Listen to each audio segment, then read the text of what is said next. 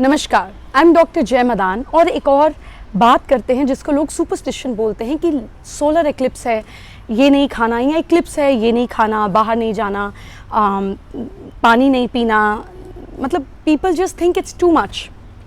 सबसे पहले जिसको आप सोलर एक्लिप्स बोल रहे हैं, what do you mean by word soul और सोलर और सन, ये सब कहाँ से आए? These all came from Latin root of a word called soul, SOL, जिससे आगे जाकर सन आया, फिर सोलर आया और सोल आई, SOUL। It all comes from the same root.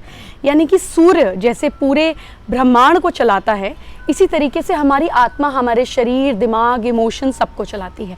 So sun and our soul are connected. Next, coming to the second point, कि solar eclipse के दौरान अगर आप नेकेड आई से सन को देखते हैं, तो जब मून हट जाता है और सन वापस ब्राइट होकर निकलता है, उस टाइम पर आपकी आई के रेटिना को वो बहुत मेजरली हार्म कर सकता है, जिससे आगे जाकर ब्लाइंडनेस भी कॉज हो सकती है। सो दैट इज़ वाई सूरज ग्रहण के दौरान पहले के समय में कहते थे कि बाहर नहीं जाना, क्योंकि उनके पास क्या थे मोड ऑफ ट्रांसपोर्ट? घोड़ा था, बैलगाड़ी थी या पैदल थे। तो जब ये मोड ऑफ ट्रांसपोर्ट होते थे तो उनके पास कोई ऐसे इक्विपमेंट्स भी नहीं थे जिससे वो अपने आप को ढक सकें और ग्लासेस पहन सकें ड्यूरिंग सोलर इक्लिप्स।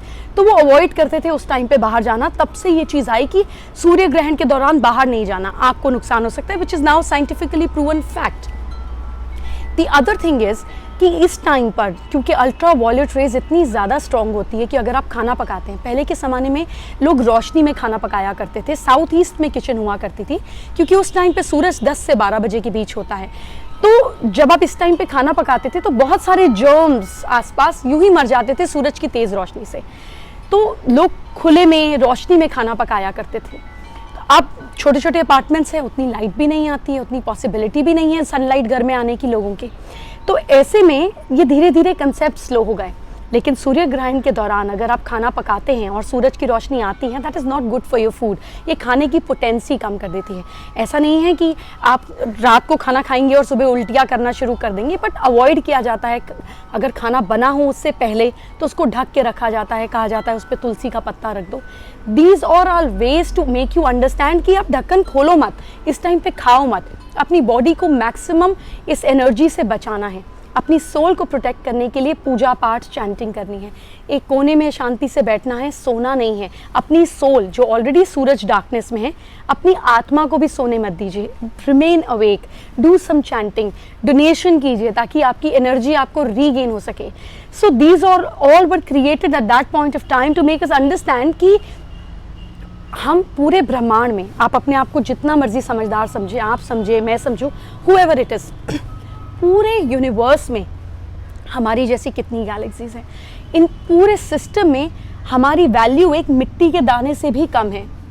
हमारे सोचने, चाहने, समझने ना चाहने से कुछ नहीं होता। This is a complete beautiful auto mechanism going. इसी समय सूरज निकलेगा, इसी मैग्नीट्यूड के साथ सारी चीज़ें होंगी। हमारा इसमें कोई रोल नहीं है। We are just here to observe and witness it. आप समझें या ना समझें, it is going to impact your body. And if you can take precautions, अपनी समझदारी को साइड रखकर अगर हम एक्सपेरिमेंट कर एक बार कर भी देख लें, तो इसमें बुराई भी क्या है, इसमें हर जाना भी क्या है। So all I am trying to tell you is that इस टाइम पर अपने सोल की पावर को बढ़ाने की ज़रूरत है। खाना पीना खाने से जो सूरज की लाइट आपकी बॉडी और आपके मेटाबॉलिक रेट को ऑपरेट करती है, उससे वो सारी नेगेटिव एनर्जीज, वो सारे जो रसायन आपकी बॉडी में आते हैं, वो डिफरेंट इस टाइम काम करते हैं। So it is not very advisable, eat, drink, sleep, go out during this time. So अगर आपके लिए पॉसिबल ना हो कि भाई हमने जाना ही है, हमारे पास कोई चारा नहीं है, it is okay, take precautions, don't go with naked eyes outside in the sun, take care of your eyes, your health, don't eat outside food, बाहर का मत खाइए। एक दिन कुछ घंटे अगर हम अपना ख्याल रख भी लें तो इसमें हर्ज भी क्या है।